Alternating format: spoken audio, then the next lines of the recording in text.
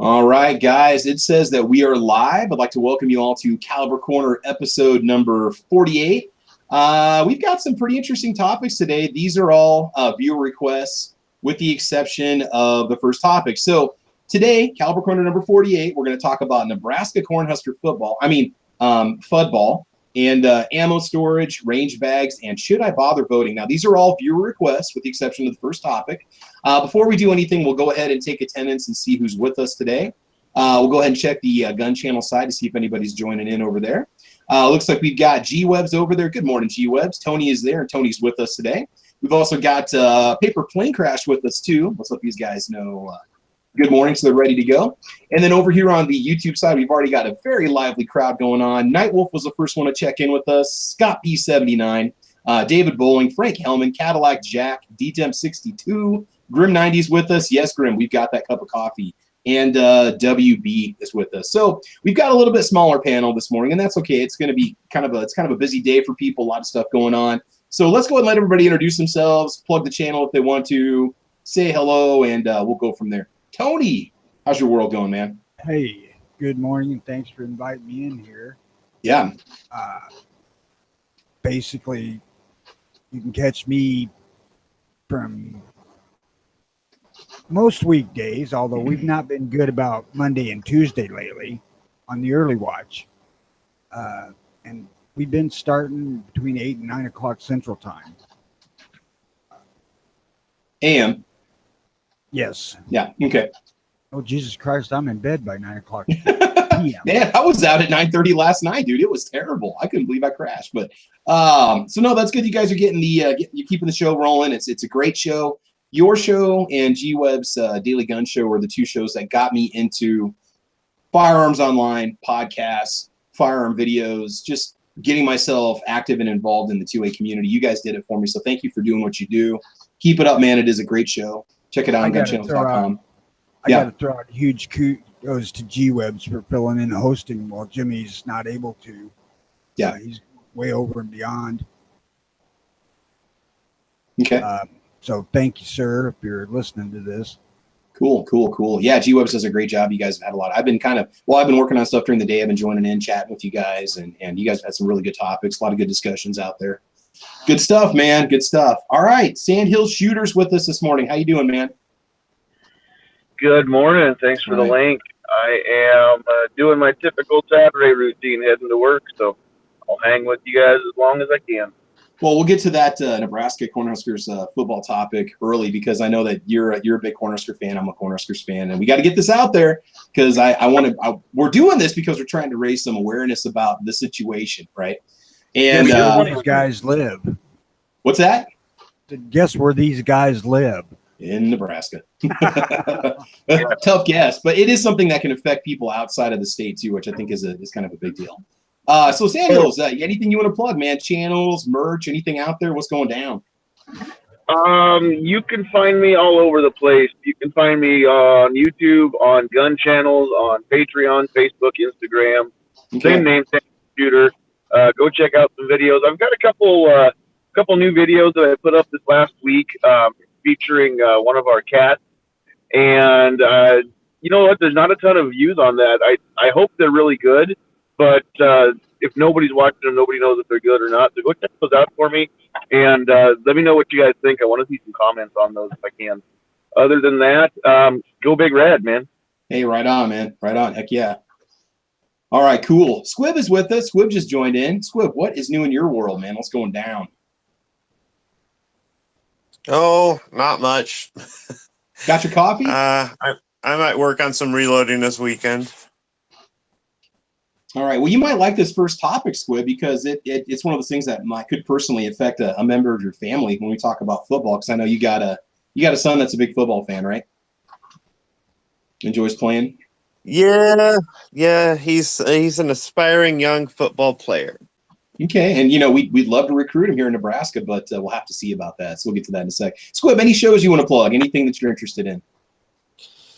Oh, I'm on a whole bunch. I mean, most people know that I'm on Lock and Load on Monday nights. We come on around 10:30 or 11 Eastern, but I weasel on to pretty much one show every day of the week except Sunday. So if you're tuning in on gun channels or YouTube on pretty much any weeknight, there's 1, 2, 3 good shows on. We've got a lot more people out there doing shows, and I think it's great that there's more to choose from as time goes on. Oh, definitely. Definitely. A lot of good content. A lot of guys are starting up channels now. It's really cool to see the content out there. One thing about channels in general, one thing I've noticed is, and a lot of you guys are making comments in the side chat on YouTube, notifications. Make sure you've got the notification bell clicked on the channel if you want to get notified about us going live and new videos posting. I've noticed that my views are down significantly, and so are my subscribers. So I don't know if it's just the content or the gun community dying out on YouTube, or if it's just people getting tired of the same stuff, moving on to other things, and I get it. But just in general, I've noticed that subscriber counts are down too. So I think that the whole gun popularity of videos on YouTube, either YouTube's not promoting it, or it's just not what it used to be. So go ahead, Sandals. It sounds to me like YouTube is kind of pulling a Facebook too, where if you haven't been on watching anybody's video in quite a while, they take away the notifications from you. It's that or like, you get unsubbed, one of the two, because they've been quoted. Yeah. They've been actually, the programmers and the marketers for YouTube have gone on record in saying, if you don't interact with a content creator, you're not going to get a preference for notifications. They've said this blatantly, so they're not hiding it. So yeah. If you're not getting notifications and you want to get notifications on a specific channel, go watch a couple of their videos regularly, and you'll keep those notifications coming in. Yep. Well, yeah, because does the interaction include having to make a comment every single time you watch a video? Is that the sort of interaction? And you don't frequently watch the videos, you don't get the notifications. I don't think you have to make a comment. I think that thumbing it up is good enough. Thumbing it up, and then also, yeah. Yeah, but thumbs up will work as interaction. Yep. All right. So anyway, guys, thanks for joining us. Night Strike, moving over to you. What is new? What's going on, man? What do you know? What's new? I don't know. You're waking up. Is the camera on? Oh, hey, what is that? Is that your Sam's Club card? This is new. No, it's not. Is that your Chuck E. Cheese early entry pass or what? No, it's my CWP card. Nice. Finally.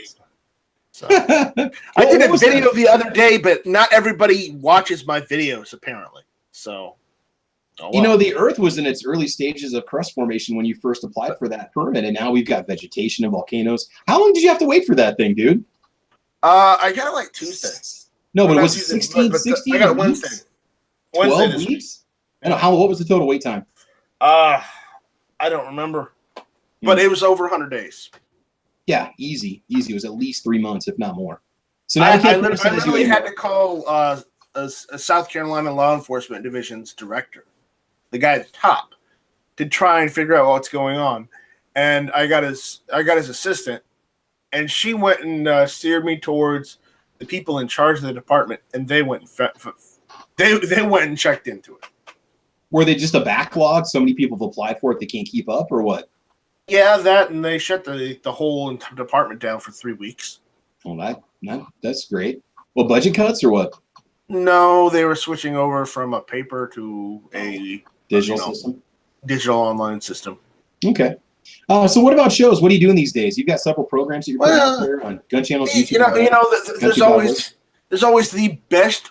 There's always the best podcast on Tuesday nights. Mm-hmm. You're always in on. It's called Hit or Miss. 9 o'clock Eastern time, 8 o'clock Central time. The only time zone that really counts. But no. I'm always going to pull that on you, man. Good. And then you've got the Thursday Night Strike or Friday Night Strike. What are the other programs? That's Friday Night Strike is kind of on hiatus right now. But there's this new website I've been working on, which I think that's where all those people, all that interaction is going towards. They're going towards this new website. It's called guntube.org, where you don't have to worry about some Southern Law Poverty, center, saying, "Oh, we don't like this video because it's about guns." You don't have that on GunTube. Yeah, guntube.org. Something I'll say about the video thing is kind of funny. A lot of my videos they've been put on limited or no ads, and so you file a request to have the video manually reviewed. Videos that I put up requests for about 5 to 6 months ago that have met the number of views, the minimum number of views, are just now getting approved. Which is kind of funny. They're just now starting to approve this. It looks like maybe they're starting to go through my channel. So who knows if I'll be here next week. I could care less. I always got guntube.org, and I got everybody else to take care of me. So it's all good. Yeah, so no, nice. I do appreciate you getting upload all your videos to Vimeo, and then just link them to guntube.org. Okay. Okay. Does Vimeo offer like a full import of your channel? Do you know if you can just do the whole thing in one shot without having to do it manually? No, you have to do it manually. All of them, it's all manual. Yeah, so if you guys want to watch episodes of Caliber Corner, I encourage you to go watch them over on guntube.org. That's where I've been putting them lately instead of putting them on the other areas like Gunstreamer and stuff like that. I've been sticking to guntube.org, making that my exclusive spot aside from YouTube. So give Nice Strike some support there. So he's cool. He's trying to kill GunTube like he did Fibby. No, not at all. No. I've learned from my past mistakes. I'm gonna go easy on you this time, bro. All right, so Jim is with us this morning. How's it going, Jim? Muted. That's how it's going. Hey, all right. So you got some time away from home improvement to kind of hang out with us and get your gun therapy on. What's new in your world, man? What are you doing these days? Home improvement. Mm-hmm.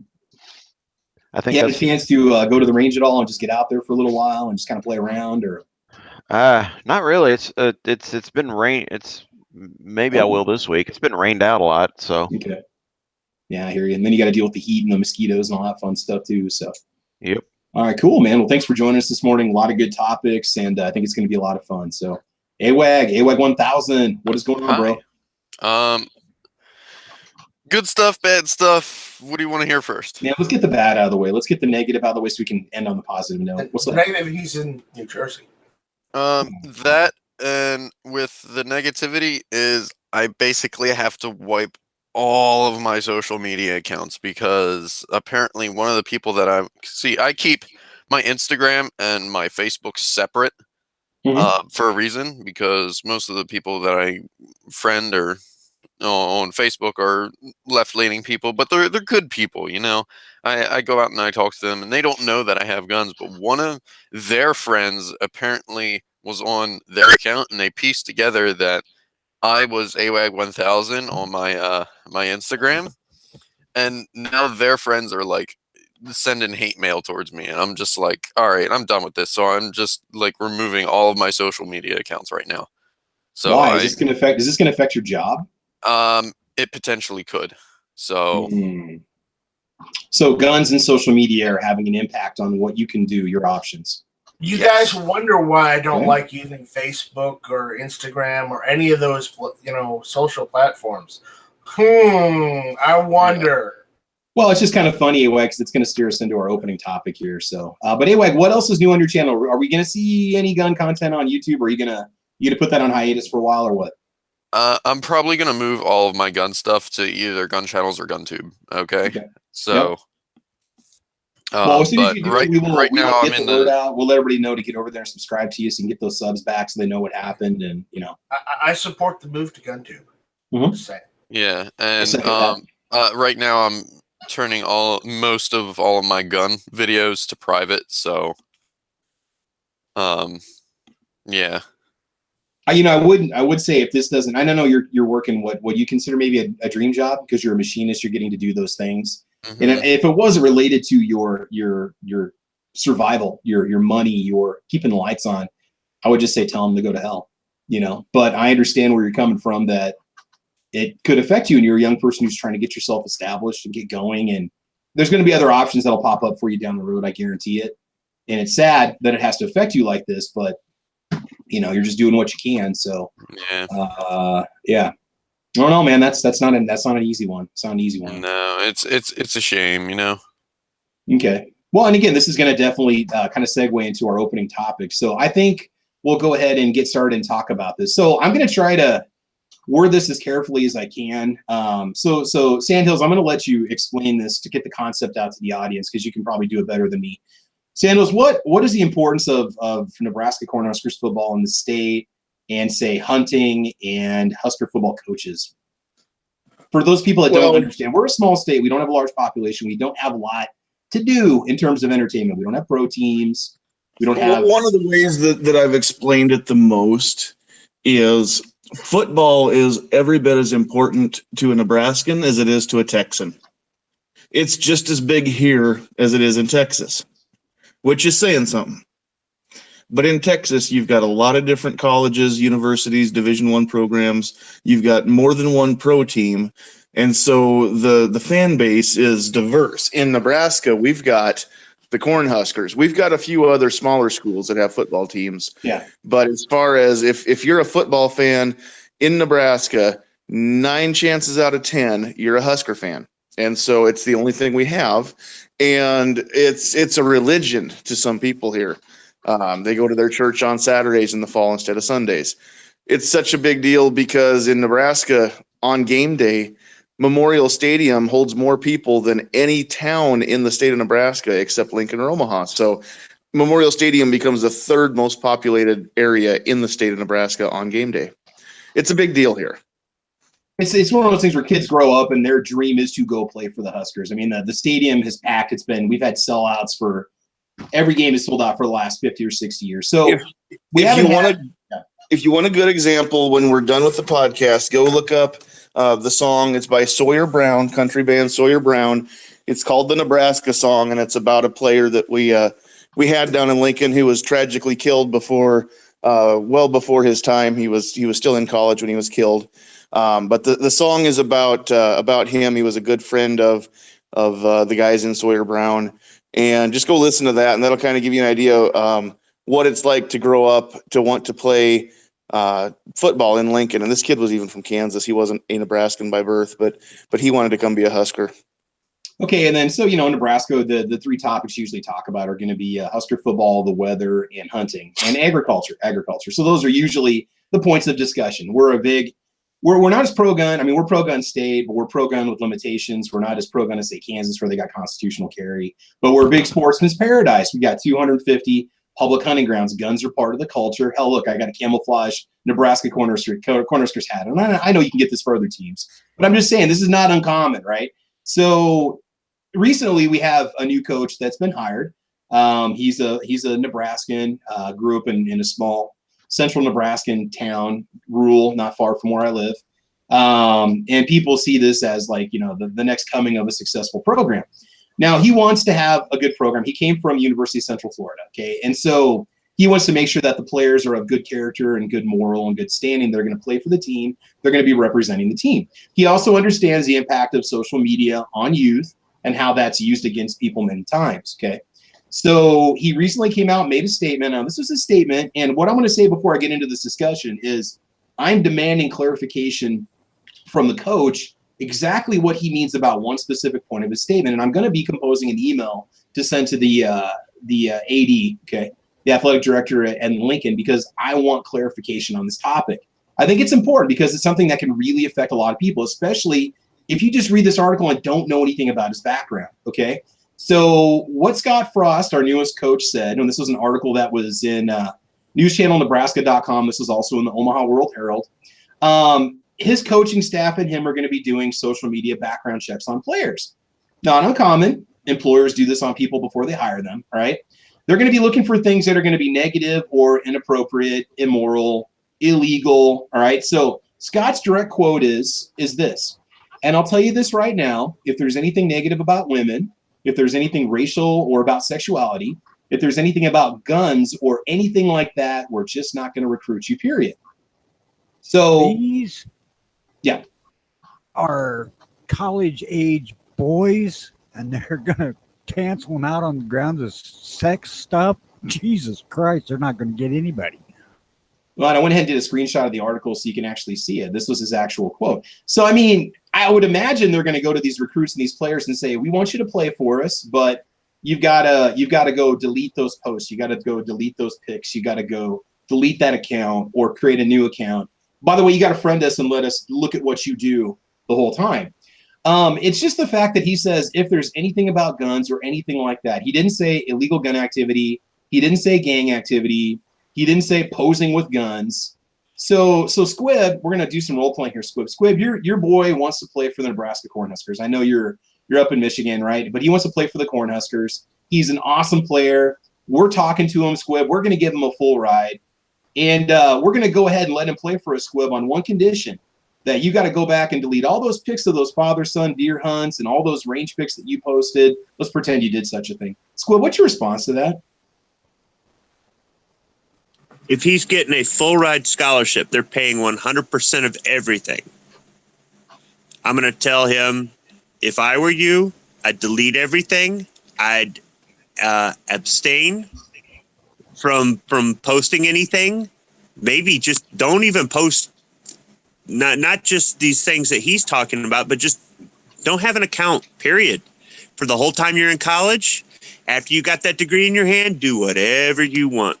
Okay, so you'd be okay with it. I mean, I'd imagine there's going to be some parents that are probably going to object to it and say, "Oh no," because somebody who just looks at that. The thing is, though, I mean, do you want to gamble your kid's future on a possible Facebook post from 5 years ago? You know. Now, if he was paying tuition, he was paying his college, and he got accepted onto the team. They were not paying for it. Then I would tell him that it's up to you what you do, but either way, I support you. If you decide to delete everything and just stay out of it, fine. But if you say, no, I'm paying, I'll do whatever I want, I'll back you there too. And if he got a scholarship and he said, no, Dad, I'm still posting this stuff, I don't care what this coach says, I would just tell him, just understand you're risking something that a lot of people don't get. I mean, scholarships are out there, but not everybody gets one. So you don't feel like, even though he would be a legal adult at this point, even though he's got his amendment rights, you don't feel like that's kind of selling out for the dollar? If it's to get a college degree paid for, if they're going to pay for it, just tolerate it. It's what, 4 years? Well, I guess to me, it's then more after the that, idea, you go do what you want. I mean, I can understand any kind of racist post or anything that's obscene or anything that's illegal or anything that's violent. But now, okay, now let's go ahead and all right, so Sandos, do you want to comment on this at all? Because you and I had a discussion about this last night, and we like to think that Scott is not saying everything about guns, and I'm going to show an article here in a second and explain why. What do you think? No, I am 100% positive that he misspoke a little bit there, and not that he said something wrong, more that he didn't mean literally anything. I don't think that, having a picture of, a successful deer hunt or a successful dove hunt, something like that, or if you're on a trap team or whatever, I don't think that's going to be what he meant at all. But I just wish he would have clarified, the irresponsible or illegal use of a firearm instead of just anything gun, because that does kind of rule out a lot of what Nebraskans do when they're not watching football. And I mean, I'm thinking more out-of-state people that don't understand Scott or know about his background. We'll talk about this in a sec. You might have a kid, you might be a very pro 2A family, a very pro hunting family. That might be how you put meat on the table for the family, and your kid wants to go play for us. You might be like, I don't want you going to that school. If that's the kind of attitude the coaching staff is going to have towards you, I don't want you playing on that team.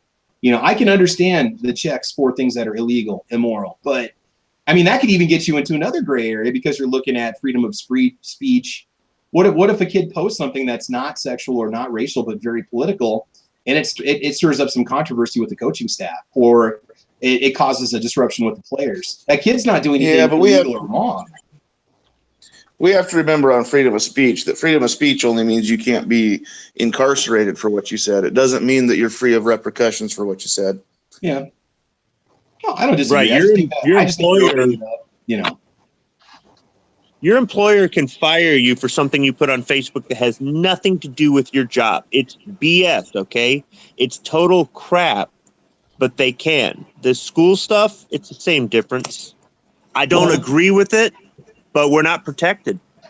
In high school, students have actually won Supreme Court cases suing school districts because the kids were booted out of the school because of stuff that the kids posted about teachers or principals online. The kids have a right to do that.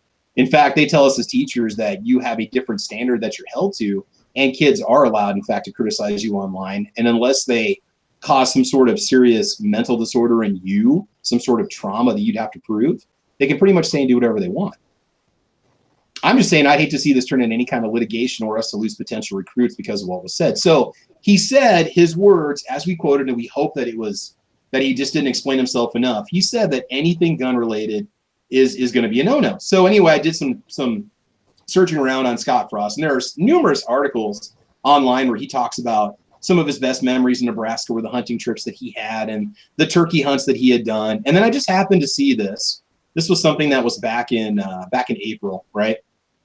Let's go ahead and screen share this for you guys. Back in April 2018, he did a Teammates mentoring fundraiser. Now, Teammates is an absolutely fantastic program that was started by Coach Tom Osborne. It has a wonderful impact on kids, and I'm not criticizing that program at all.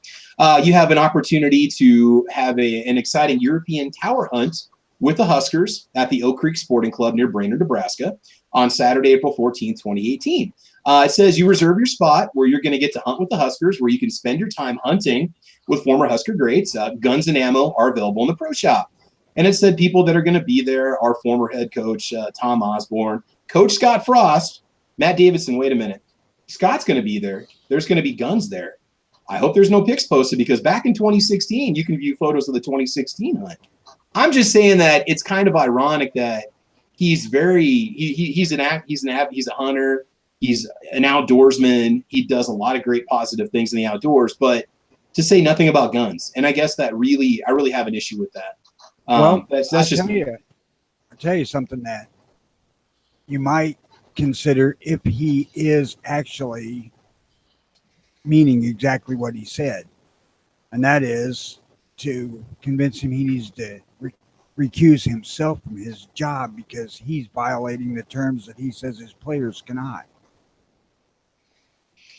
Yeah, I don't know. I guess it just kind of had me steaming last night because it's like that guns just got lumped in there with all these other things that would be considered wrong or immoral or illegal. There's nothing wrong with having a gun, being a legal gun owner, being a kid who's 18 or 19 or 20 or 21. Heck, we might have some kids that had former military service before they decided to join the team. We've had that before. So it really bothers me. And as somebody that supports the program, what's that? We do. We've got a kid from, wasn't he in Special Forces that had never played football and now he's one of the starters? Yeah. I just hope that none of his former military pictures show up, because God forbid somebody gets triggered and tells the coach about it, I don't know. You keep talking about hunting. You keep talking about if this guy is for hunting, he's not necessarily for guns. I know. And he sees you with a Remington 700 in a picture, he's okay with it. He sees you with an AR-15 in a picture, he's like, oh, that's bad. Even though you can hunt with an AR-15, This guy's a coach. He knows that every word that he says is going to be scrutinized and criticized and analyzed by the media. And the funny thing is, it's just kind of blown over in the state. I really haven't heard anything else about it since the article was posted the other day. There's no firestorm about it in the media. There's no NRA speaking out. It was on thetruthaboutguns.com or whatever. It was on there. And they had mentioned that guns were a big part of it. So. Well, and that's the other thing. Because it's such a big deal in our state, every move that he makes, every breath that our coach takes, no matter who the coach is, every breath that he takes is going to be scrutinized and criticized by the entire Husker Nation. Yeah, I mean, my grandpa still quotes things that our coach said in the 70s. I remember when the coach said this and said, I'm like, whoa, I wasn't even born when that was said. But I mean, I'm just saying that it has that impact. And I'm not trying to beat the dead horse topic here, but I don't want to see this become a trend across the country where other coaches say, that's a great idea. We're going to have a no-gun policy on our team too. And you're exactly right, Squib. He may be pro-hunting and anti-guns as a whole, and that's kind of what Travis and I are afraid of, is we don't want to see our beloved program turn into Nebraska FUDDball. Yeah. Yeah, and that's just it. People make a separation of the two. They look at hunting as hunting. That's okay. But then they look at anything else with guns as, oh, that's bad. It's the same people who think the Second Amendment's about hunting, and we all know it's not, but. Right. And, the funny thing about that is University of Nebraska-Lincoln Cornhuskers, they also happen to have I believe, a national championship women's rifle team that just won last year, if I'm not mistaken. I was actually part of that program when I was in college for 2 years also. There's men and women compete side by side, and at that time in the competitive shooting arena. So we've got a rifle team on campus. The guns are stored on campus and loaded on campus. In fact, they even passed laws that allowed rules or ordinances that allow the shooters on the team to legally transport their firearms from their vehicles to their lockers and so on campus in cases and this and that. So it's just kind of like, wow, the irony there, you know? Now the trap team and the skeet team are going to be able to actually have their guns on the campus too, because only the rifle team could before. Okay. But don't post any pics about it. Don't let the world know about your achievements or the fact that you're setting a positive example for guns in the world. You know, don't. You can post whatever you want as long as you're not a football player. Yeah, I don't know. I just don't like those. I don't like that double standard. So that's I don't want to call the man out, and I don't want to say hey, if you're from Nebraska or if you're a Husker fan, we need to flood the AD's email inbox saying, hey, this guy is a joke. I don't want any of that, but I'm going to. When I get some time here tomorrow, I'm going to sit down and compose an email. I'm going to send it off to the university and just say, hey, it would be nice for a little clarification, because as a responsible gun owner and a Husker fan, and I bleed red, I mean, I don't want to find out that the coach is pro hunting and anti-gun. That doesn't really sit well with most of the people like me. And maybe if other people who are Husker fans are listening to this, maybe if we just ask for clarification and we don't get, we don't come down on him, but we just say, hey, what did he really mean? And maybe we can actually get something out of it. And it's last thing I'm going to say is when it comes to the whole social media thing, you really got to be careful what you say to kids and what you want to do to kids, just because I'd hate to see him or another member of the coaching staff put pressure on a kid to pull their post down because maybe that kid was coming out of the closet and they disagree with that kid. Or maybe there was some picture posted with a guy kissing his girlfriend, proposing to her on a bridge, whatever. I'm just saying that it opens up an area that really bothers me. And in fact, I wish they wouldn't have even come out about this in general and just maybe said that they're going to be enforcing, whatever, ethical, social media, whatever you want to call it. So I don't know. It really irritates me. And even as a teacher, and I understand these things, and you have to be careful with social media. And as teachers, we have to be careful what we post because we're held to a different standard, even though we've got a right to say whatever we want as human beings, but still. So okay.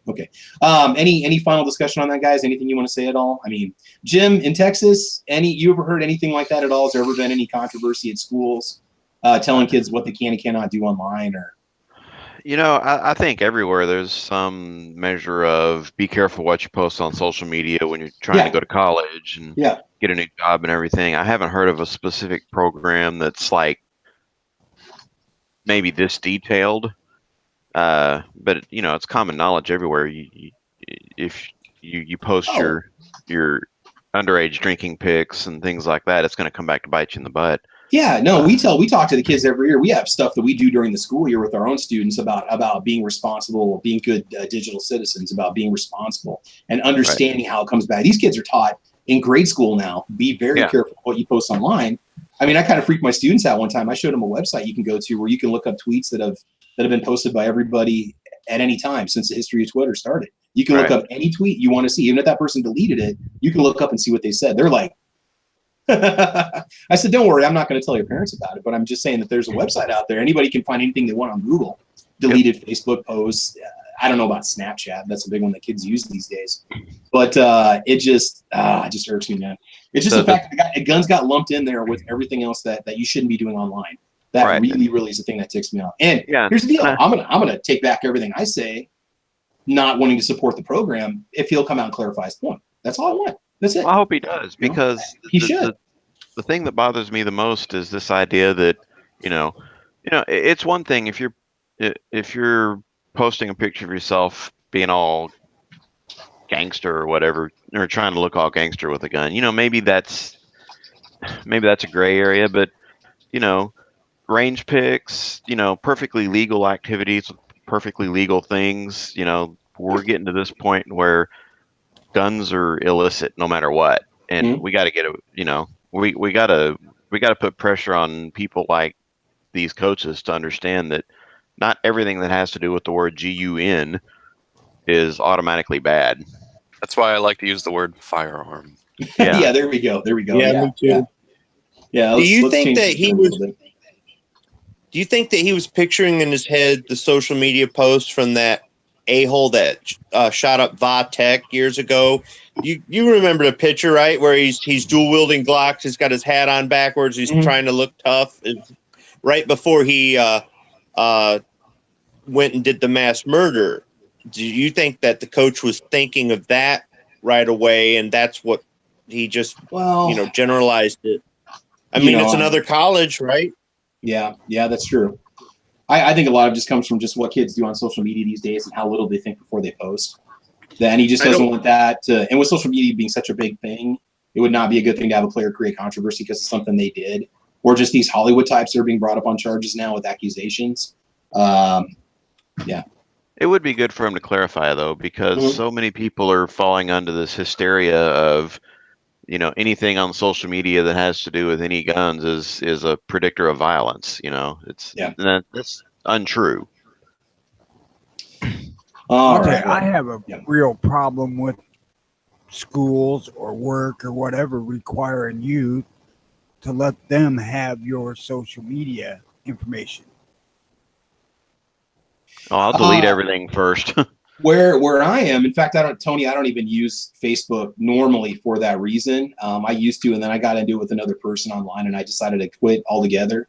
The only reason why I have Facebook now is just to use Messenger. And I know, Tony, I agree with you completely that it sucks that you have to give it up, but that's just, they say that we're held to a different standard and we're supposed to be setting the example, and you're not doing it if you're doing stuff online that they can see. Even if that stuff's private, even if I have a private pic, if it gets in the wrong hands, it could cost me my job. That's just the reality of being a teacher today. So Tony, because of that, I have a separate Travis P11, page that I use for my stuff.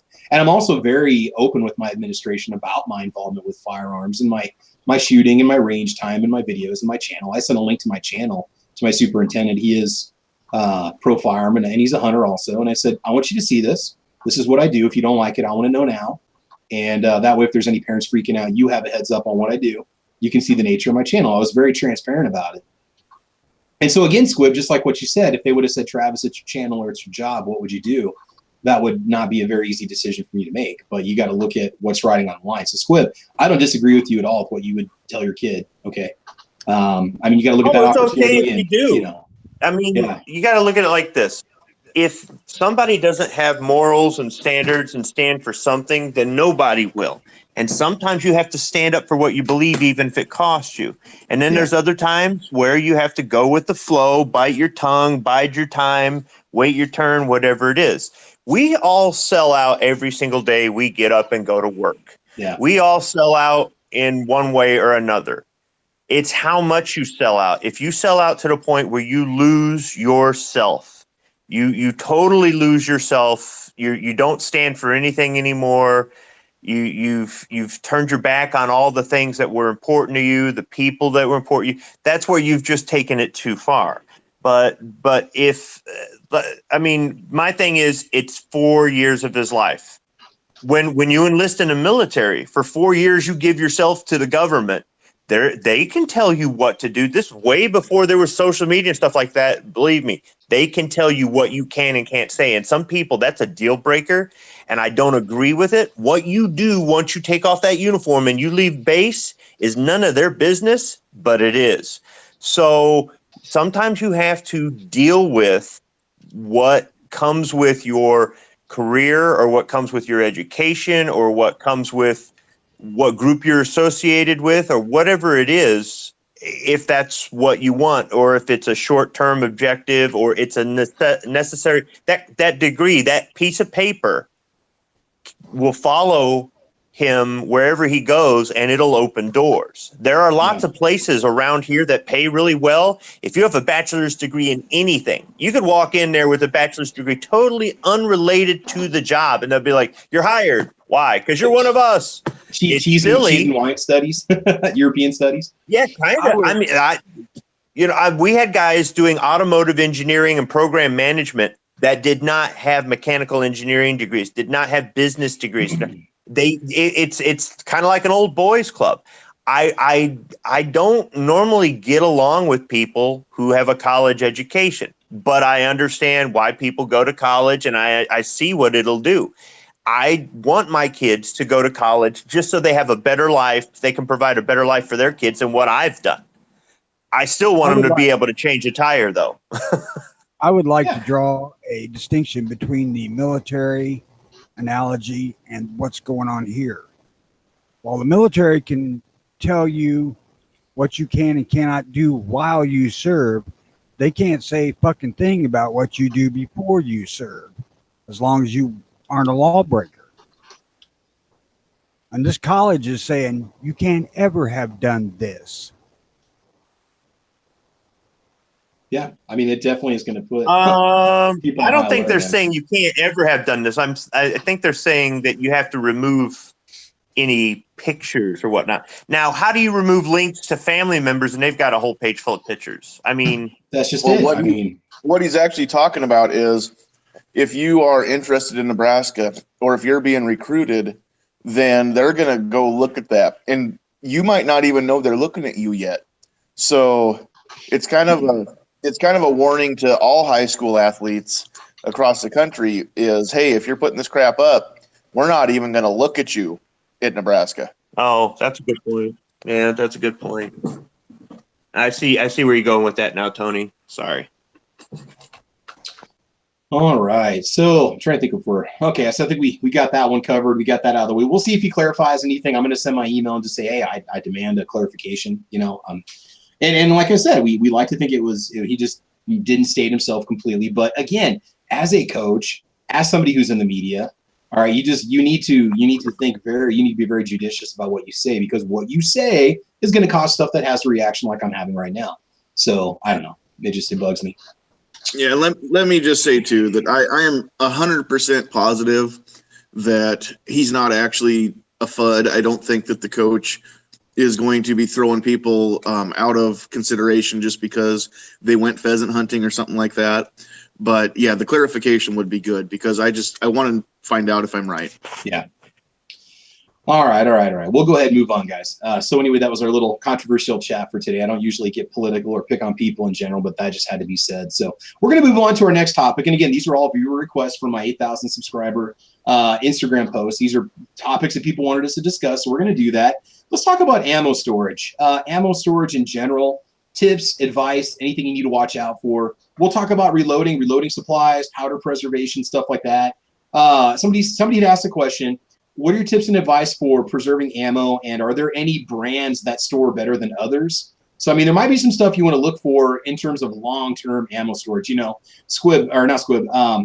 like the difference between buying a Spam can of Mosin ammo versus buying 50 boxes of 207 62x54R, throwing them in a box, stuff like that. That's the kind of stuff we can talk about. So, I'm going to tell why don't you start up? We'll run this through the panel. AWAC, we'll start with you. I'm going to tell you the best way of storing ammunition for long term.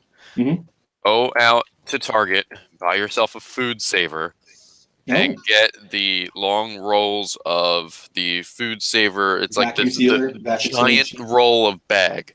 Yeah, it's basically one giant roll of a bag, and you can custom fit basically every time. I even I had a video on my YouTube channel that I vacuum packed an entire rifle.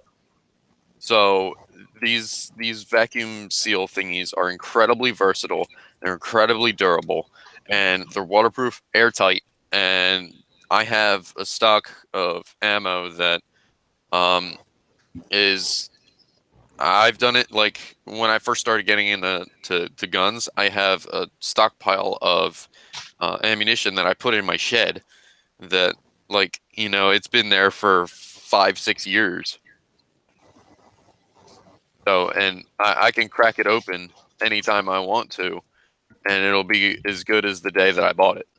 So, I understand the physics behind it. And how would it hurt to drop one of these in there?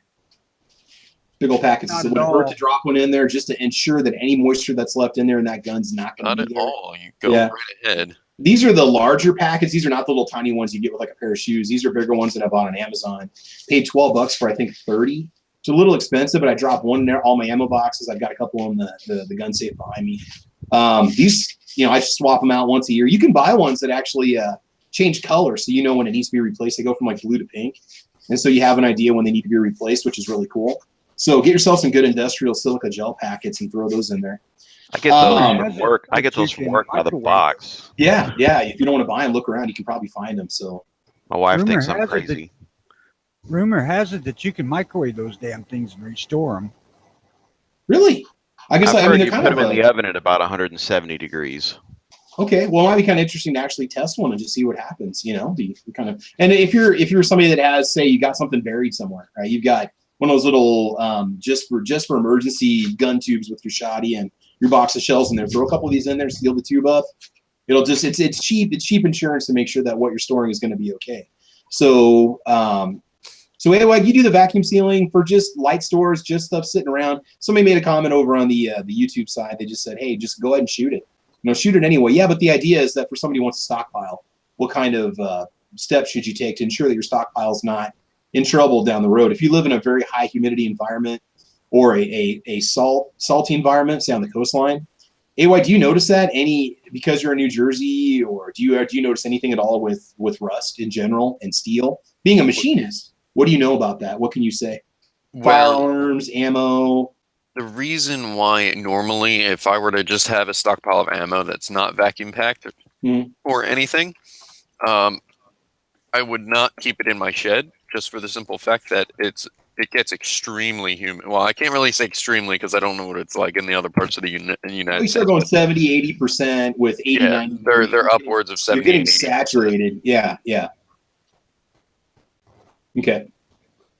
But I mean, just in terms of rust in general being on the coast, do you notice that at all affecting vehicles, right? It causes rust in vehicles. Oh yeah, and we use a lot of salt on our roads. Now, that can also sort of translate into like salt because foot traffic and stuff like that. Because especially with my shed, I go back and forth during the wintertime because that's where you keep all the shovels and snowblower and stuff like that. But it can wreak havoc on anything that's like a steel case. Steel case is very susceptible to rust, and when steel cases rust, they're basically worthless. So, well, they've kind of quit putting that thick lacquer on the steel case stuff that we used to hear about back in the day. Now they do more of a polymer coating on the outside of the ammo, but it doesn't mean you can't start to rust around the base or where the primer is or anything that's been etched or scratched. Any kind of contacts. So. Yeah, because I've had ammo that I've stored in excess of 5 years, and I've taken it out of the box and taken it out and shot it, had no problems with it, Yeah. So I mean, that's something else to keep it dry. Yeah, go ahead, Tony. I've got ammo here that is probably 55 years old. Okay. And it's not been stored in any special way except always in a place that's climate controlled. Okay. And it is perfectly functional. Okay. So maybe you don't have to take any extra steps as long as you've got an air-conditioned heated home where you don't let the humidity levels go crazy, I've never had a problem with it affecting reloading supplies. The one thing that I would worry about more than anything is primers. Oh, really? Open. Okay. Basically your cartridges, when they're made up, they're pretty well sealed. Okay. So if you don't have tons of humidity in the air, you really don't got to worry about the cases building up moisture. But primers would be quite a bit more susceptible to humidity, I would think. Now, I don't know this to be a fact. Well, is there a recommended time that you should use the primers from the time that you open up the package or from the manufacture date? Is there an expiration date on primers you should keep an eye on if you're going to? Not that I've ever heard of. Okay. I hope the hell not. So what about gunpowder? Because when we had our reloading discussions in the past, isn't there maybe a time limit for powders or not? You just drop a silica gel packet in there, you don't have to worry about it. Well, you want to keep it dry. Obviously, you want to keep the lid closed when you're not using it, right? Tight. I think some powders are coated in silicone. Okay. I'm pretty sure I read that somewhere. Okay, Squib, you want to chime in on that with you being an avid reloader? Any ideas on powder once you open it, or primers at all? Anything you've ever heard about, or anything you know about? Yeah, I've been told that as long as you seal the bottle, the jug, jar, whatever you want to call it, that it came in, that you're fine. Okay. As long as I'm going to go with the visual aid. So let's see, what have I loaded up recently? Okay, so here is a 1 pound jar of powder. There is a little styrofoam that comes with it, a little seal, and I just stick that inside the lid. This powder should be fine as long as I seal it all the way. Sorry about the cam work. No, Seal it all good. the way. Make sure it's nice and tight. I don't have to drop a packet down in there. I don't have to do anything. That's with the old metal cans. I've got friends that still have old metal cans of powder, and it works just fine. I can tell you the oldest powder I have, I don't think I have it handy. I might. So the oldest powder I have is a can of black powder. Primers everywhere. What a mess.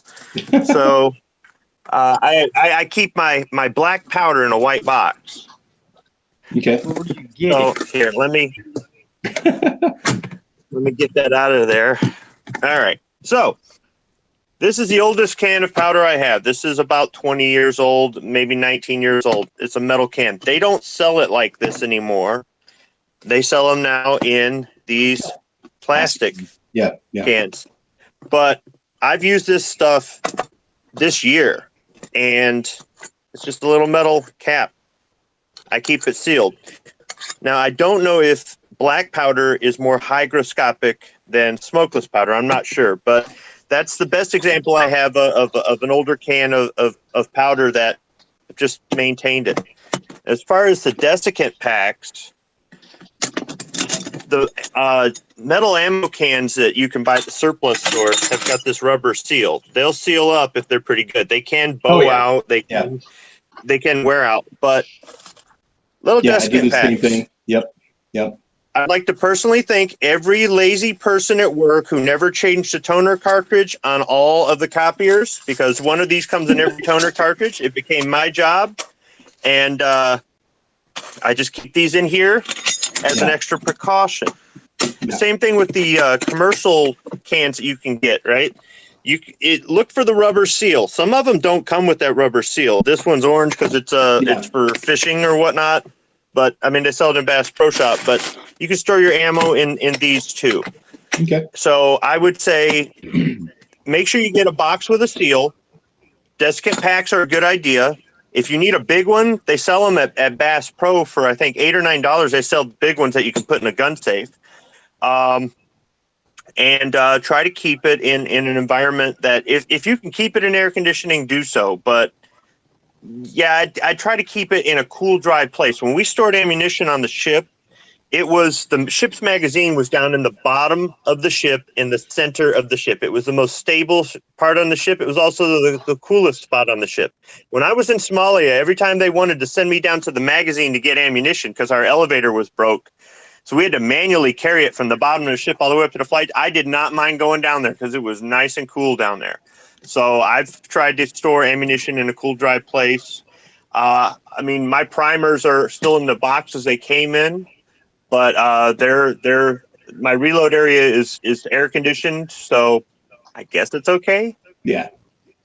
I have not had a primer go yet. I mean, but one thing I want to point out is it's fairly important to keep gunpowder in its original container, because the containers are made to not react to gunpowder and vice versa. Whereas, like, if you fill your powder dispenser and leave it in there, it could possibly go bad. Real quick here, Midnight Range TM has given us some good advice for checking your powder to see if it's still good or not. He says, go by the smell of the powder. If the powder smells like dish soap, you're good to go. Keep it out of extreme temps and keep it sealed. My father-in-law uses powders that he's had for decades. Then he also continues to say, let's see here, don't keep powder in a tightly sealed or latched metal can or an ammo can. It basically turns it into a bomb if something bad happens. You want the powder to burn, not explode. So I guess I have not heard of that, but I would just keep my jars of powder out anyway and not worry about it. So that's definitely a good. I've had aerosol cans, like spray paint cans, in an ammo can stored for years, and when I've gone to open that thing, had the lid blow right off. Oh, okay then. Yeah, surprise. The gas, and I know that Matt, Never Enough Ammo Matt, did some water tests on the Walmart ammo cans that he put them in like a. I don't know if you put them in like a pool or a bucket of water or something, and they did not leak, or they would leak very little. So if you had a really tight seal in those cans, yeah, they're going to be airtight. So you want to keep that in mind when it comes to storing your supplies. Jim, what about you for long-term ammo storage? Do you have any strategy that you follow, or do you just shelve it, box it, not worry about it? Well, I keep everything inside the house, so it's climate controlled. So Okay. cool, dry place and lots of desiccant packs. Okay. Easy way to do it. I think we're kind of coming to a consensus on that. Nice Strike, what about you? What do you do for your long-term ammo storage? Ammo cans, mostly. Okay. Use silica gel packets, desiccant packets at all, or not? Yeah, whatever I've got lying around.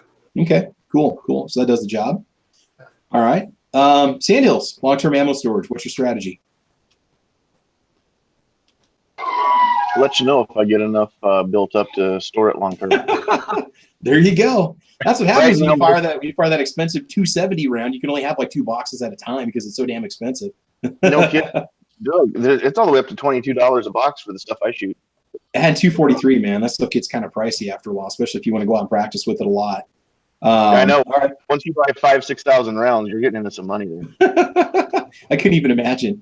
I thought you were going to go buy one of those semi-auto AR pattern 270s that we showed off here a couple months ago. You going to go get one of those? That'd be cool. That would be sweet. Yeah. That'd be awesome. Right now, most of my ammo, especially like my hunting ammo, is in just a steel ammo can that seals up. I can't remember if I've got a desiccant packet in there or not. I found a couple of big ones somewhere. I don't know if it came out of a purse my wife bought maybe or something like that. I do keep that in my pistol safe. Okay. But as far as long-term storage, my long-term storage is usually maybe a year. Nothing, I'm not talking about 50-year-old ammo here. So yeah, not a big deal at my house yet. Life goals. Yeah, there we go. I had considered at one point burying ammo, and if I had done that, I was going to go with the vacuum seal bags. Plus, I was going to dip the ammo in wax. But then I thought that's too damn much work. I'm just going to put it in the cabinet. Taurus PT111 G2 has a pretty good question for us, and I guess I have a little philosophy on it. Does it matter if you store it in the cardboard box that your ammo comes in from the factories, or should you just dump them out? I buy ammo in bulk, and I've bought it before where it's been a box full of shells, whether it's 5.56 or 9mm. When you start to get to the bottom of that box, or you get to the bottom of that ammo can, you start to see some dents and some compression on that brass, and that could lead to some issues with the ammo functioning. So I like to try to stack it, just like put the boxes and stack them up on top of each other. And I mean, that's not the best use of space, but I mean, and some of you guys might just dump it in and not worry about it. But you see some of these big, I know this came up on the Daily Gun Show. I think you guys were talking about, Tony, those buckets of 22 LR. You buy those like 2,000 round buckets. Imagine the weight on those shells at the bottom of that bucket because they're just a bulk pile of ammo that's in there. And maybe it won't cause an issue, but you're probably not going to win any accuracy tests with it. So I think either way, Taurus PT111 G2, the best thing you could do is keep the ammo dry, keep it in a stable temperature and a stable environment. And then I just say leave it in the boxes if you're not sure. Now, for my purposes here, I bought cardboard styrofoam boxes for the ammo that I load. Okay. And I've bought hundreds of them. Okay. And I store all my ammo in the factory style boxes, I should say, because cardboard's a bit of a moisture trap. So it would tend to dry it out before it got inside to the ammo. But that's not why I did it. I did it for the stacking ability. Mm-hmm. Definitely going to be more durable and a space saver in the end when you think about it. It's definitely the way to do it. I got tired of baggies. And the plastic boxes you get for them are bigger. They take up too damn much space. Yeah, no, I agree with you on that. Okay, so again, that's just kind of our ideas and our thoughts on long-term ammo storage. What should you do? It's really inexpensive to get those silica gel packets, or look around. You can find them in most of your electronics boxes, your shoe boxes. Ask around. Just like Squib at work, you might just find them sitting around. Nobody's going to need them, so you must go ahead and take them. Definitely use those, and you should be okay. So that's kind of our thoughts on the long-term ammo storage. As for brands, as long as the ammo is manufactured correctly, there should be very little issues between the brands, like what AWAG was saying. Steel case versus brass case, watch for tarnishing, rusting, aging of the shells prematurely because of the humidity and because of the temperature. So that'd be really the only thing you got to watch out for, more of the composition of the case and not necessarily the brand. I've bought dozens of different brands, and I haven't noticed a difference between it. Tony? The important thing that you can do is to keep it in climate controlled area. I mean, don't pile it in your basement if you're concerned. I mean, my basement's wet, so I wouldn't ever keep ammo there. And if you keep it in a climate controlled environment, it should last forever. Yeah. Or, if you really worry about it, just do what AWAG says. Get yourself a commercial vacuum sealer and get yourself some bags and seal up your ammo. You should be fine if you go that route. Throw a Descant pack in there and you should be good to go for as long as you need to. So even if you want to do like a burial storage or a can you want to bury underground or whatever, I'm just saying whatever works for you, whatever you want to do. Just make sure you do it the right way. All right, cool. So we're going to move on now. The next topic that we have are range bags. Somebody just said, can you share with us your favorite range bags or recommendations for range bags? I'm just going to run this through the panel, see what you guys use when you go to the range. Again, it could be anything from a fishing tackle box to a milk crate to something more specific for the job. So, Tony, I want to start with you this time. When you go to the range, typically, do you have a certain kind of case that you like to use or any kind of a particular range bag? What works for you, Tony? Oh, shit. I've got variety. Hang on a second. I got to look at what it is. Okay. Sometimes when it comes to these containers, you stay loyal to one brand. You really like that Plano box or you like that brand of organizer box. I've been using the same gun box myself for close to 10 years now. I'll show it off here in a pic and a screen share for you guys. What I have here is GPS Wild About shooting bag. Okay. And then I have a shoulder carry-on luggage bag, small one, with a shaving kit bag that I keep ammo in. Plus, I have an NRA duffel, and all of those go to the range with me when I go. And usually, there's about 100 pounds of gear. Oh, dude, I hear you, man. I'm an idiot. I can't pare it down, because I want to shoot several guns. Oh, yeah. But you can buy them cheap rolling suitcase thingies for Pullman cases. Yeah. Yeah. And they make good bags. I used that as a bag when I went out to Oklahoma. Well, and it's going to protect you. You have a hard shell, so if it gets dropped or bumped, you don't have to worry about something getting bent or getting, anything happening to it. Yeah. So when you I headed out to Oklahoma, I took 7 freaking revolvers in cases in that bag. Plus the ammo. Good places to check: Goodwill, thrift shops, garage sales. I mean, people just give those things away because a lot of times they'll buy them and use them a couple times, and then they just don't want them anymore. You don't have to go out and spend $40 or $100 in a bag or box if you don't want to. I mean, I've been slowly evolving from like old duffel bags and backpacks up to stuff that's a little more specialized, but I've taken my time doing that. So Tony, prove it. Yeah. Backpack is a good idea. I mean, like a Milsurp backpack that's stout, yet got plenty of cargo space, because this weight issue is a real problem for people. The backpack is probably the easier way to carry a heavy ass bag. Yeah. Unless you're like me and have my wife carry it whenever I can. Yeah. Oh yeah. So you can pretty much anything that's going to work. For certain farms, you might want to go for something that has a little bit of padding. I know that Harbor Freight now sells their own version of like a Pelican style case. It's got the egg crate foam in it with the hard shell case, and they compare them directly to Pelican, and they're a third of the cost. So if you just want a nice hard case of preserve, say you're going to travel, throw some stuff in the vehicle or go out to the range, or it's going to be bumped around or thrown around a little bit, you can protect your firearms. Because I've actually damaged firearms dropping them before in bags accidentally, causing damage to one of my shotguns. It just didn't. It bent. It was. So, I mean, I could have been careful with it. I had the right case at the time. It wouldn't have been a problem. So, you want to just be a little careful about what you choose. But, again, you don't have to break the bank on what you go with. Well, like my actual range bag here has compartments in it for 2 handguns. Okay.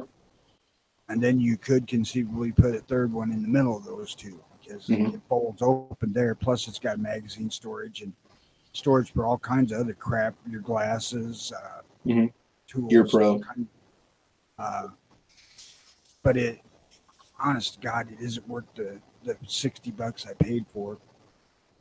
That's the other thing too. Some of these tactical bags can get really, I'm talking hundreds and hundreds of dollars, and I don't understand how they can justify the price, but they do.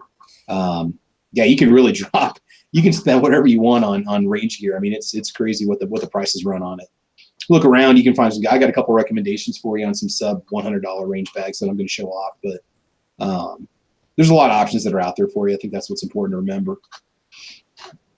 Cool. Squib, what about you? When you guys go to the range, you're showing off some of your boxes there. What are some of your preferences for transporting your firearms and your gear to the range? What do you like to do?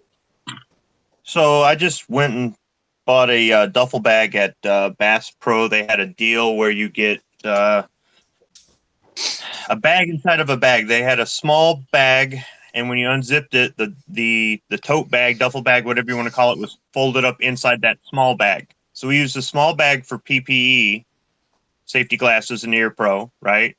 And then we put that inside the range bag. I've also got a Condor dump bag that Rupan RX showed on his channel. I ordered one of those off Amazon. We use that for PPE. And then inside the range bag, we'll put all of our supplies, and then we separate the ammo with the Plano ammo cans.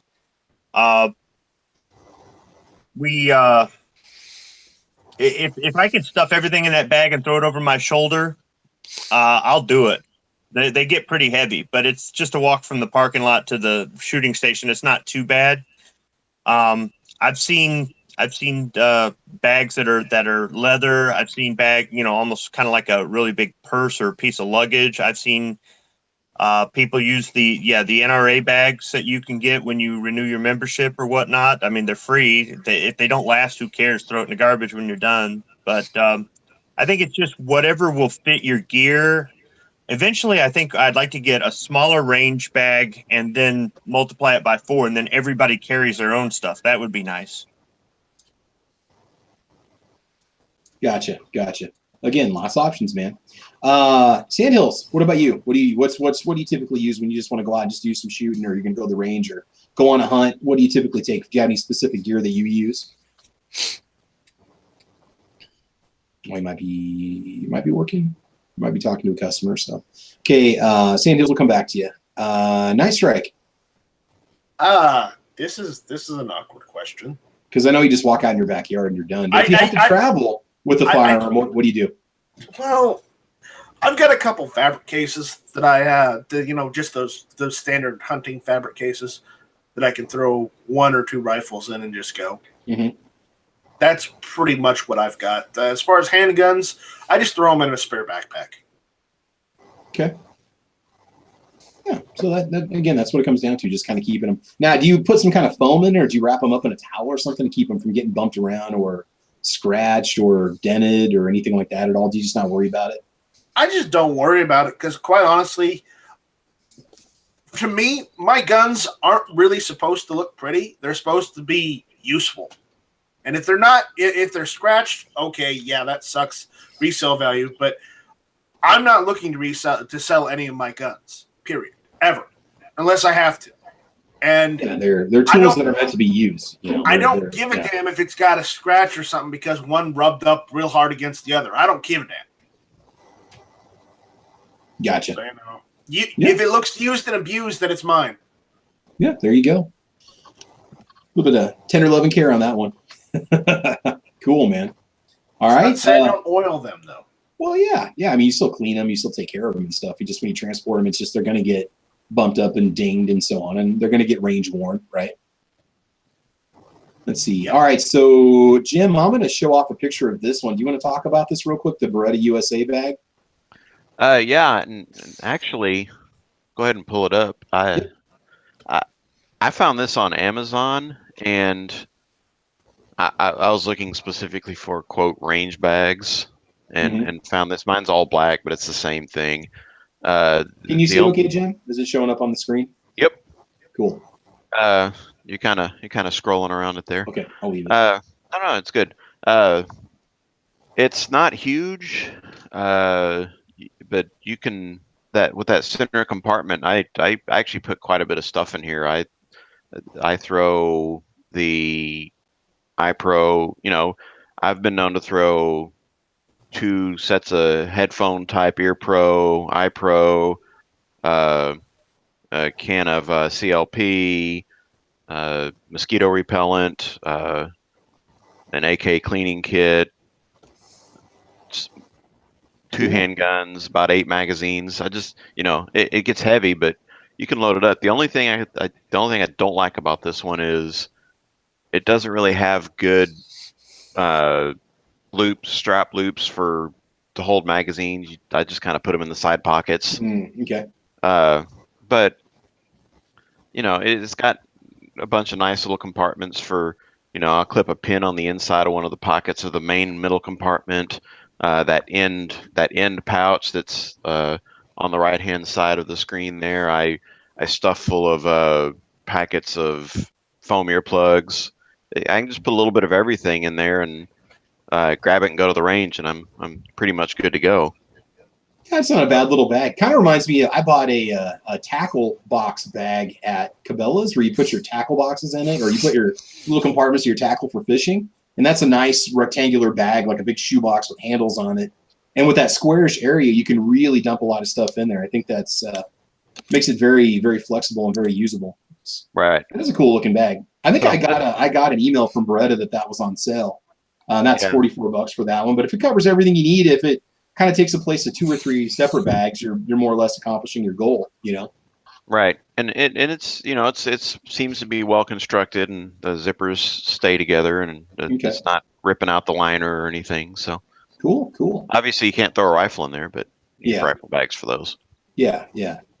That's awesome. Yeah, it looks like it does a good job. And then for your rifles, you said just separate cases, hard cases for rifles, or just soft cases when you go to the range, or what?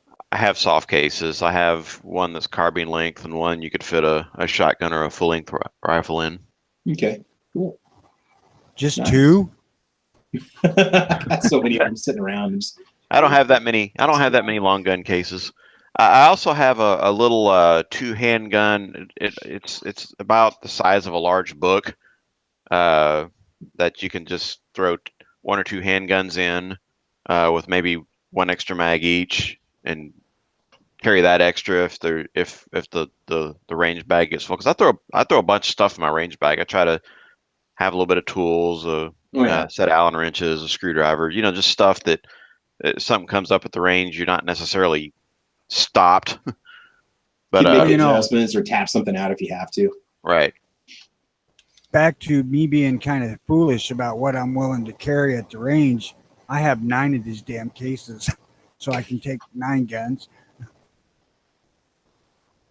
That gets a little heavy, man. Multiple trips out to the garage, While I'm thinking about it, I forgot something that I used here. I bought out in Tulsa. Oh, I bought a little soft-sided cooler that is about, I don't know, 16 inches square with a shoulder strap on it just to carry ammo out there. And you can make use of about anything. Yeah. Well, and with that square design, you can really stack your boxes in there well, especially reloading boxes. You can really use your space. So you don't have to take a second bag or third bag with you. I probably had 35 pounds in it, and it held that just fine. Well, Tony, you're going to have to point that out to me next year. I want to buy one now. That's that would be very useful. Well, they have them there? Oh, I thought you bought it at the actual gun show itself. Oh, no. Oh, cool. From Dollar General. Okay. I seen it there, and I thought, hey, this would be handier than carrying that big friggin' duffel. Oh, definitely. Yeah. And then you can just take specifically what you need, and it takes up a little bit, especially depending on your vehicle. I know you're okay with it, but some people might not have, a lot of room to haul stuff, and they might have a small car or a small truck or something. And those bags and stuff do start to take up a lot of room really quick, especially if you're taking people with you out to the range, Yeah, and soft-sided stuff ain't good to stack on sometimes either. Yeah, this is true. All right. AWAG, what about you? Since you get out to the range once in a while, what do you use to transport your firearms, your rifles, and all that fun stuff?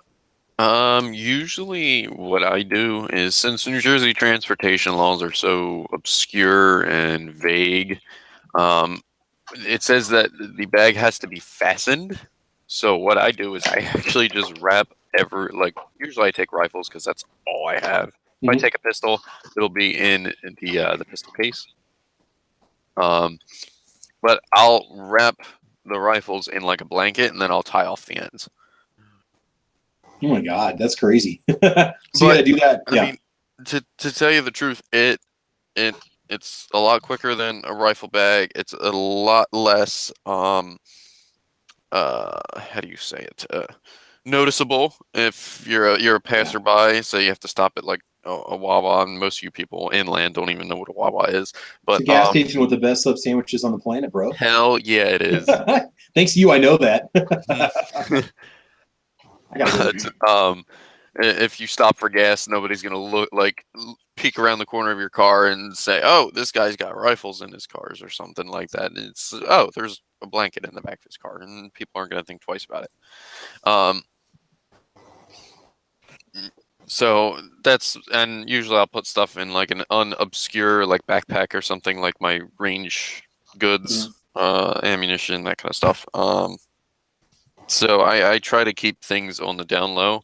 And plus, if you're running a vehicle, it also has to do sort of with like your vehicle too. Because if you run a car that has like all the windows are like tinted out, people are going to be a little more curious. Whereas if your car is fishbowled or everything is, you can see straight through it and into the car, people are going to see something in the back. It's going to be like a blanket that's kind of like bundled up in a ball, and as people are just going to, it's. Yeah. Well, they were before this goes nationwide. Oh, yeah, it's definitely going to go nationwide. Everybody and their brother's going to learn about it.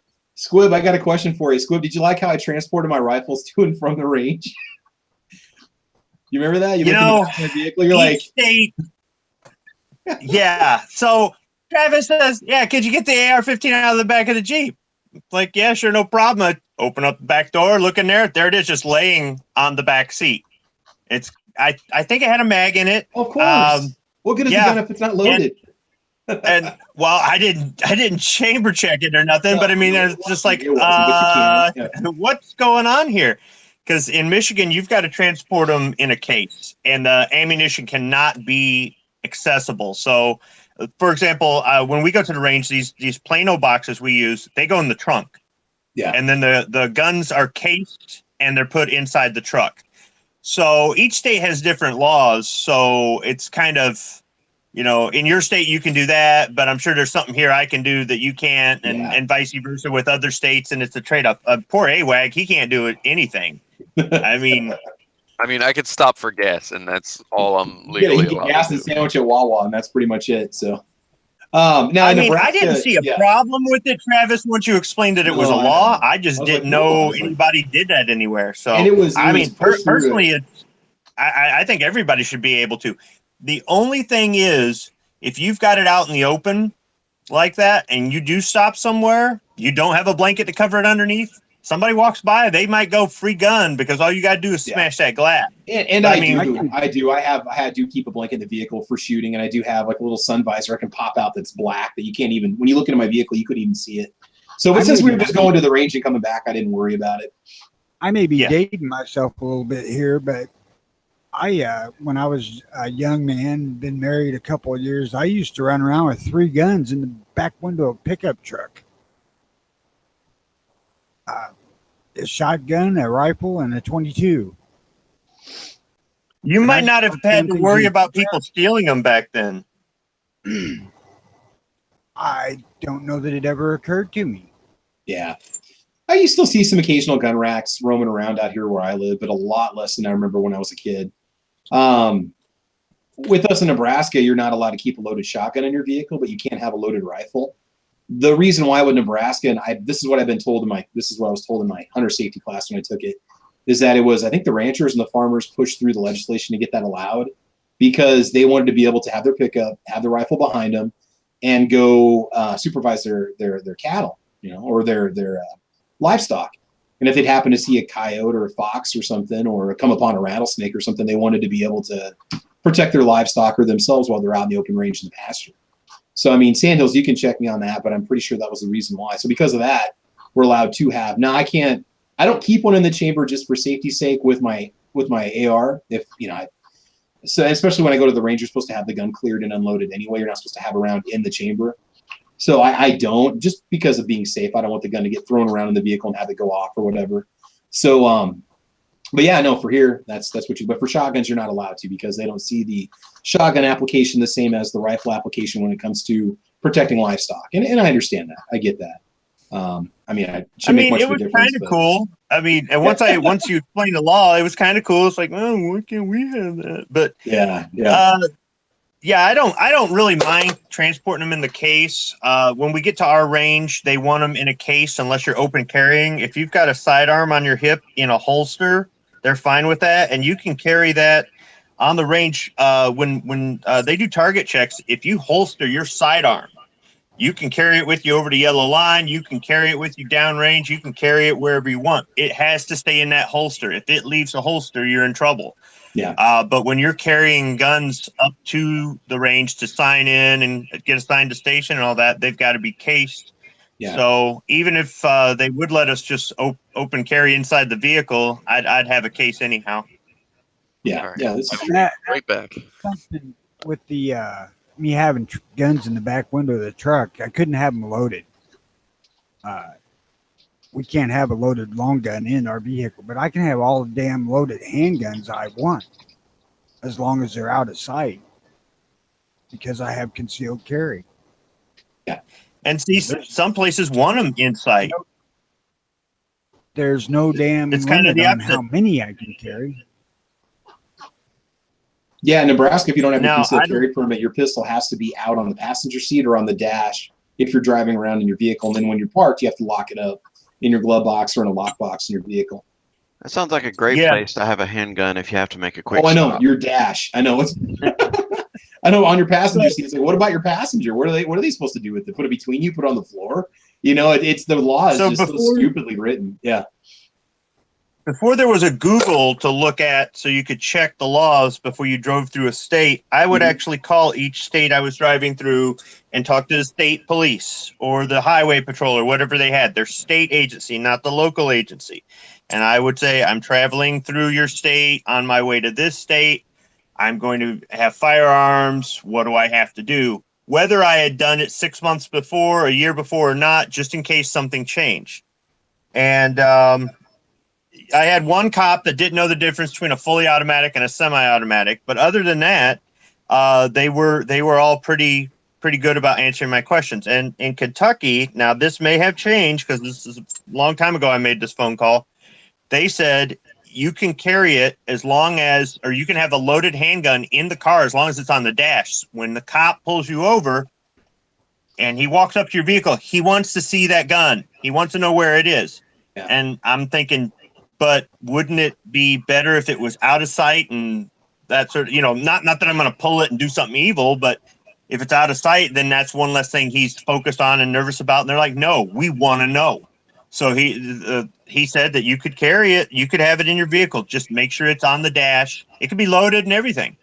Mhm. I just Okay. thought that was bizarre, but When I worked nights down in East St. Louis, I had a gun on the dash every time I drove to work. I had the permit from Illinois Department of Registration and Education, or whatever the fuck it is, to carry a gun back then before we had concealed carry. But yeah, people start approaching you and they see that gun laying on your dash. They don't want no part of it. Yeah. We do have a few recommendations here real quick on the gun channel side. Just talking about cases before we move on here. Dead Horse says, believe it or not, the NC Star Vism or VISM rifle case is better than most rifle cases that cost $100. So that's one to look into. And then Jim, you shared one here on the internal, the Rigid Pro Organizer. You said this is the ultimate. Is that what the idea is? I like. Ooh, there we go. Let me get that on the screen share. That's kind of cool looking. Yeah, I got that from Home Depot because it was just a neat thing to Infinity. Wow. Yeah. I thought it was really neat to keep different kinds of the gun tools that I have. I just keep this in my closet with a desk and pack in there. Man, that thing looks like it could survive about anything too. Right. That's some awful Photoshop. If you really want to go to the range and be ready to fix things up. Holy crap! Look at that. Now that's how a guy's going to travel right there. Take that to airport security. There you go. That is awesome, dude. I like that. That's a neat little that top little box there is Yeah. just neat to throw your When they walk together and your pin punches and hammers, and I throw the anything that's kind of firearm specific tools that I have. I throw in this thing and I can grab it. Easy to find. So yep. Yeah, that is awesome. And if we can, we'll try to look up that NC Star Vism case too at some point here. While we're screen sharing, I'm just going to go ahead and move on this one. What I use for my gun box, and you've seen this in numerous videos on mine, and I've been talking about this for a long time. The MTM Sight and Clean Shooting Rest and Case. You can buy them both together for $70 from Amazon. You can put a ton of tools. I actually have a full cleaning kit under here that's in a hard case in here. Cans of gun lubricant and cleaner. The little compartment will open up on the top, and you can put your smaller tools and stuff in there if you don't want to lose them. See if they can show that top of the box off. It does open up right here, and so you have all this storage space. I didn't realize you can put the stands right there. I just stack them on top, but I have tools here. I've got Allen wrenches in here, stuff that I need to get to quickly. And it does double as a cleaning stand, and it does double as a side end rest. It does have an adjustable leg up on the front, so you can change the height. And so for $70, I mean, I beat the heck out of mine, and I just grab it and go to the range. Everything I need to function with my long guns is in there. I do have a separate little tackle box that I use for my pistols because the tools aren't quite so specialized. But this is definitely a good one. So I like that. You can buy the stand by itself, I think, for $40. I got one of them MTM cheap copies of a lead sled. Yeah.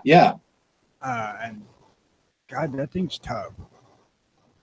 They make some good products, man. Oh, I see. Oh, I guess I don't know where that's. I guess I didn't realize they make their own version of kind of a lead sled. I'll have to look into that. It works fairly well. Yeah. I'm gonna look up that case here real quick in just a second. The NC Star. I'm interested in that. The other one that I carry, I don't know if I have it on standby or not. Here it is. No, that's not it. The other one that I have, and I did a video on this one a while ago. This was actually a birthday present for my stepdad. This thing's kind of huge and it's tactical. It's the Explorer tactical case. This is a 3-gun case. You can put 2 guns in it and one in the middle and like a little padded pouch. And you got your magazines on the front. You can put your handguns in here. So if I'm going to take a shotgun or rifle, I'm going to do a 3-gun competition. This thing is fantastic. You can put everything you need in here. It's a little bit bulky. It's going to take up a decent chunk of your back seat, but everything's padded and rigid, and it keeps it in place. You got these big handles on it.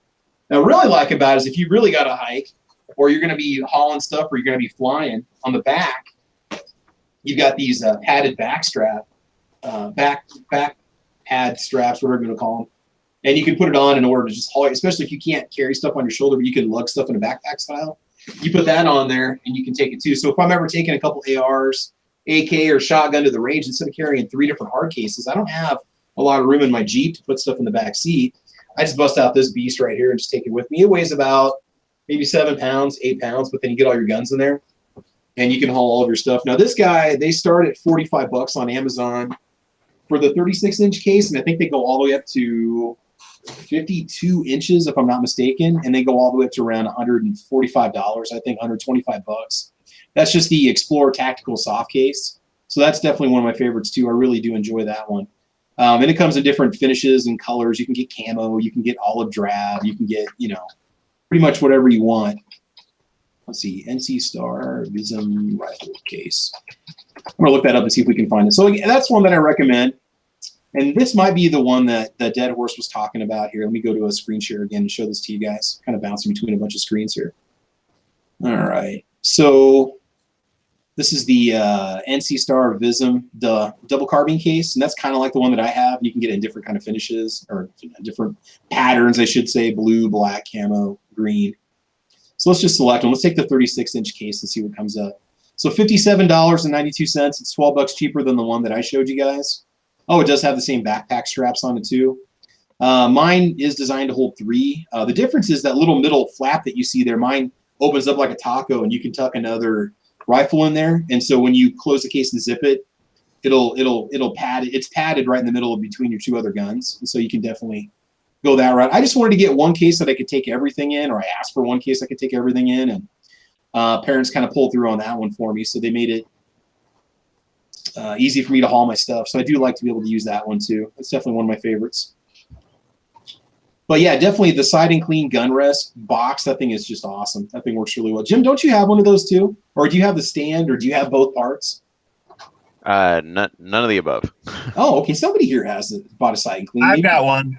Okay. Yeah, I've got you one. Have this, do you have the stand, or do you have the whole thing?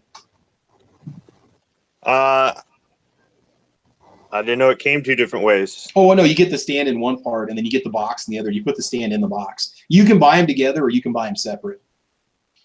It's buried in all this reload stuff. So there's nothing okay, sitting in it right now. The base is Okay. Yeah. Cool. Yeah, so again, those are recommendations for range bags. You know, you got every kind of price point from something you find for a couple bucks at the Dollar Tree, Dollar General, Family Dollar, all the way up to whatever you want to spend. Especially when you start to get into some of those more specialized brands and things like that. You can really, I mean, this sucker for $70. I mean, it's very durable, ballistic nylon. I mean, it's got the MOLLE loops on the front of it, so you can attach stuff if you need to, more compartments, more cases. Pretty much more space than I really need. But I only grab it if I'm just taking one rifle to the range. I'll either just throw it in the back seat, or I'll grab a small hard case or a soft case and throw it in there and take it. So that pretty much works for me. So, all right, we're going to go ahead and shift over to our final topic. And this was, again, another post on Instagram, another question that somebody asked us. And I think it's kind of it speaks volumes about the sad state of affairs with voting and representation and change in our country. The question was, should I vote? Should I even bother voting?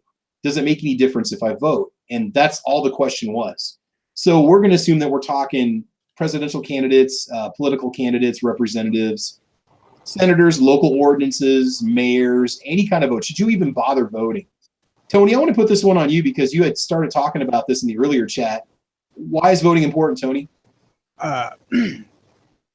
We need to get the pro-2A community to vote in mass because we're outnumbered in this country. Yeah. And it's that damn simple. Probably, 40% of people are pro-gun, if that. Well, if only 30% of the population votes, if we can get our side to come up to 50%, then we're going to win everything. So yes, you need to vote. And one thing I'm going to say is that when you look at actual voter number turnout, I mean, just look at maybe locally what you're trying to pass, or local candidates in your own city or state. Such a small percentage of people actually turn out to vote that if that small percentage is pushing things in a direction you don't want, it's going to sound funny. It wouldn't take a lot to get the numbers up there to defeat those people that are voting against you. That's exactly my point. Yeah, it doesn't. If only 10% of the population shows up, but they're deciding 90% of the policy and the rules, you need to really think about becoming active. And so, yeah, don't give up. Don't not vote just because you're not happy with how things are in the country right now, whether it's the president, or whether it's a representative, or whether it's your governor or your mayor.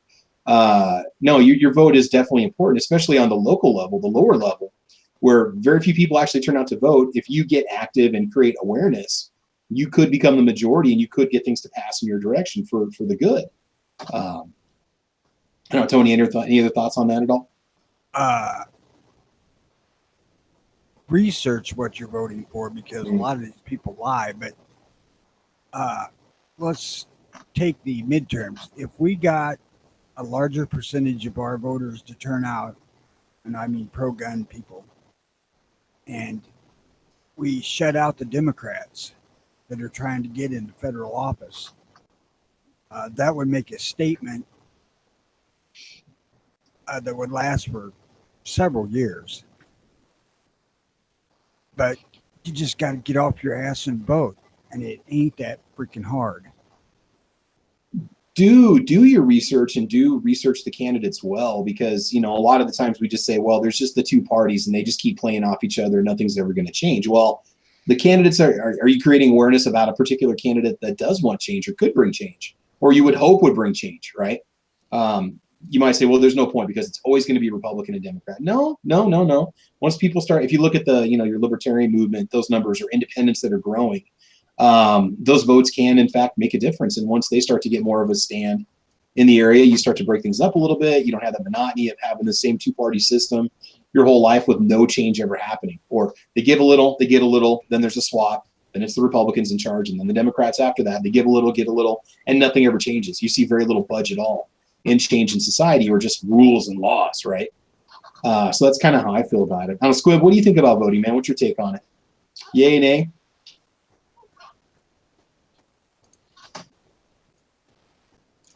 All right, he might be busy right now. Sandhills or Night Strike, you guys want to chime in about the importance of voting? Vote. There Just you go. vote. Don't think too much into it. Just get your ass to the polls and vote. Damn it. Now, I want to add something here. If you're a liberal, no, by God, voting doesn't do no good, so just forget it. Why do you say that, Tony? Less of them, more of us. Mm-hmm. Just want to clarify. Well, don't they say that if you're a Republican, the election's on Tuesday, and if you're a Democrat, the election's on Wednesday? I've heard that somewhere. I think I heard that a time or two. So, Jim, what do you think? I don't know. Around here, a lot of dead Democrats are voting. That's something that, it's like, wow, from the grave. I don't like how they'll let people vote when they go to the wrong polling station. They know where to vote, or the information is not hard to get, or the other polling station is not really that far away, and the person will sit there and complain until they get to vote there. Now, how do you know if they're going to let them through and they're going to let them vote? How do you know that they're not going to go to where they're allowed to vote and vote? I also don't like the people who allow the voting without any ID. If you don't have a driver's license because you got a DUI or you just don't want to drive, you can get a state ID.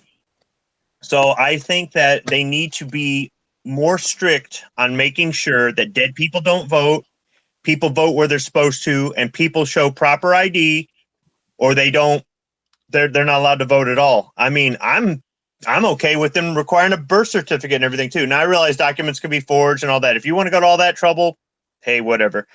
But overall, despite the fact that sometimes our politics can be discouraging, I say vote. Even if you don't think your vote's going to count, try.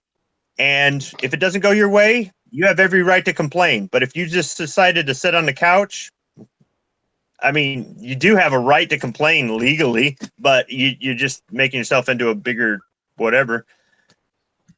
I'm a Squib. I'm against these vampires and zombies voting. Y'all are both just racist and elitist. Man. Oh Come my on. God. Here's an interesting to ponder real quick, and this came up on Zorro, or formerly Esparta's podcast last week when he did one. Can California be saved? Him being a California resident, No. Is it possible? Because he says once you get out of those influential areas, you've got a very pro-gun state. You've got a time when guns were common part of the culture. Hunting was part of the culture. Nobody feared firearms. But the masses, the majority that make the rules and laws, unfortunately don't represent the overall opinion of the rest of the state. He thinks there's still hope. I said, man, it's going to take a huge, I don't know. I honestly it's going to take an act of God or earthquake? In lieu of that. No. In lieu of that, maybe splitting the state up might help. But yeah, they were mentioning that in the chat here too. But I don't have much hope for it because if the liberals always get their way on the ballot anyways, you're never getting that 3-state thing. Yeah. But even there's still a danger that if you were to break up the 3 states that potentially could happen, break it down into the voting areas, 90% of that is pretty much still Democrat majority vote. So now you have 3 more areas to vote in the election. So that could be a problem. Yeah, but the areas in which are supposed to be breaking off aren't generally liberal bastions. I've been told once you go east of the San Fernando Valley, go east of Los Angeles, you start to get out there a ways that you start to see kind of a change in the attitude of people. There's more of a kind of rugged, individualistic attitude, more of a, leave me alone, let me live my life kind of thing. I'll take care of myself kind of thing going on in that part of it, once you go out of there. But I don't know. That's just kind of the thoughts that we had in Esparta's chat the other night. So I was talking to my cousin. He lives over there in the Sacramento area, and he is extremely depressed right now because his local firearms store and gun range that he frequents closed. And he was very depressed about that because apparently there's not another one in his area for quite a few miles. So he's kind of depressed about that right now. Yeah. Though if my local gun store / range closed and I didn't have my backyard, I would be pretty bummed out too.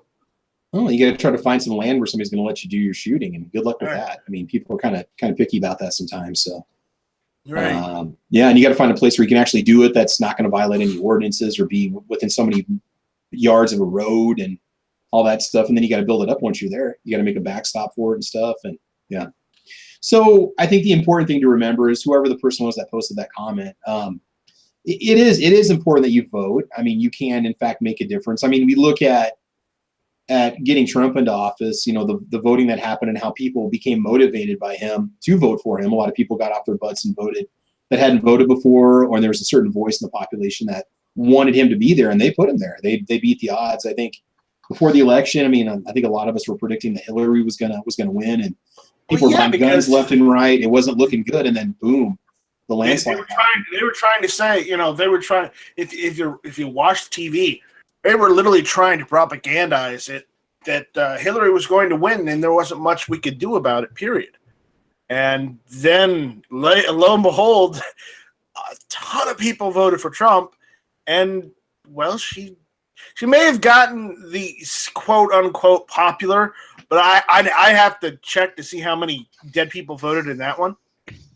Yeah. Well, it doesn't matter because you factor out I think New York and California alone and normalize for that. I know you're not supposed to normalize for votes, but you normalize for those two states, and Trump takes the popular vote too. That's why. Two reasons I think we still need the Electoral College is we don't want New York and California to dictate who the president is forever. And also, I think people who want to get rid of the Electoral College get this idea that the president is some sort of representative of the people, which he's not. He's basically a glorified administrator. Yeah. The president is elected by the people to do the job the people don't want to do. That's what it is. The president's not really elected by the people directly, though. It's a combination of the people and the states, and that's how it should be. But people overlook the states. Yeah. This is true. But main point is, the problem is one state or two states shouldn't be able to dictate, the leader of the country, for the entire country. It should be every state. Which is exactly why we have the Electoral College. I don't know, man. Crazy stuff. People are represented by the states. The states vote to pick somebody to make decisions, and I think that's what the president's job is: make decisions on behalf of the entire country, on behalf of the states, in turn on behalf of the people. But you're right; he doesn't represent us. Our lawmakers represent us, and they're the ones who, and our electoral college both. But I mean, Congress represents us in our laws, and his job is to enforce the laws that Congress makes. I would argue that our lawmakers don't even do that, but we're splitting hairs at that point. Well, a lot of lawmakers don't represent you and me, but they do represent their voters. I mean, whether we agree with it or not, there are people that you and I may classify as dumbheads who are voting some of these other dumbheads into office. But the fact is, they got too nice of words. I wouldn't use those. Those too nice. It's not my podcast. Thank you. Yeah, Travis, you need to lower your standards just a little bit when talking politics. No. Nice strike. He let you on this. He's already lowered his standards. Oh, come on. God. I let you in on hit or miss. Don't give me that. Well, and that means that you have. was hoping That for means it, that you have lowered your standards on your show. That's right. I thought maybe putting Squib on hit or miss was to bring up the standard to the show a little bit. No, I was lowering it. No. Because I used to give HVS a link to hit or miss, and he used to be part of hit or miss all the time. And now I just use Squib a link. There we go. Wow, I'm the like second choice. I'm moving up in the world. This is good. All right, guys. I think we're going to go ahead and wrap it up. We covered a lot of different topics today, had some interesting discussions, got some dialogue out there, made some recommendations. That's what it's all about, sitting around, having a good old chat about firearms and the Second Amendment and voting and football and everything today. We just didn't have a food chat, which maybe we'll do at some point in the future. It's been a while since we've had one. So we'll go ahead and wrap it up. No food chat. There's another Travis for that. Yeah, we've got. Oh yeah. No, we had the one where we had the preparing wild game, like what to do now that you got it. What do you do with it? We had that caliber corner quite a while ago. That was a lot of fun. That's a hunting chat. Yes. All right, so joining us on the gun channel side, Dead Horse was with us, Jim was with us, G Webs was there earlier. Thank you guys for joining in. Over on the YouTube side, oh my God, where do we start? Samson 1, David Bowling, James 0, Compromise. James, you're welcome. I love doing the show. Vanessa Kitty, Frank Hellman, Jumpy Killer, Philo, Calaveras 32, Storm and Norman's with us today too. Moobut out there, Midnight Range TM chilling with us today too. Rob D. Hopefully we didn't miss any questions you guys had or any other issues. Let's see here. What else is going on? That's pretty much about everybody. Hopefully Sean Ponnery was with us. Taurus PT111 G2 was with us also.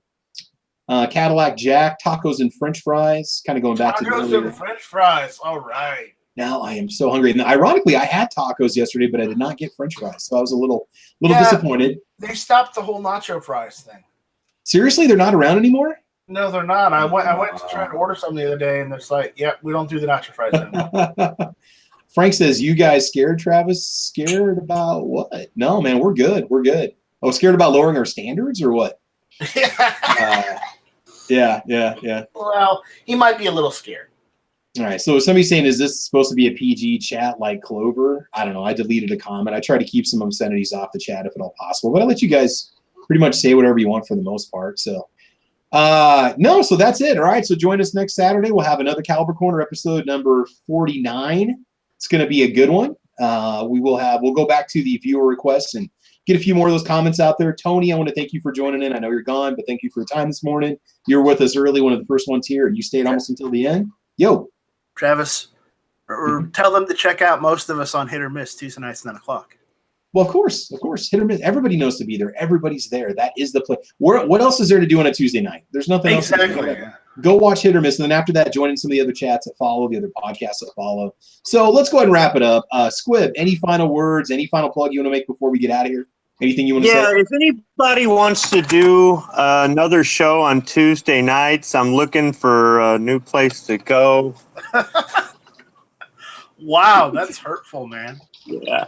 No, I'm here, I'm there, I'm weaseling my way in to shows here and there and running my mouth and adding my 1.5 cents. I'm making a few videos. They're all lame. I've got lines that are setting in a folder unedited or incomplete, and who knows if I get around to them. But I've been subscribing to more people. I've had a few more people subscribe to me, and from there I've picked up on a few other channels, not all gun related stuff either. And I'm trying to catch videos that people are making that they're putting time into that maybe I'm interested in, or I just want to see what they're up to.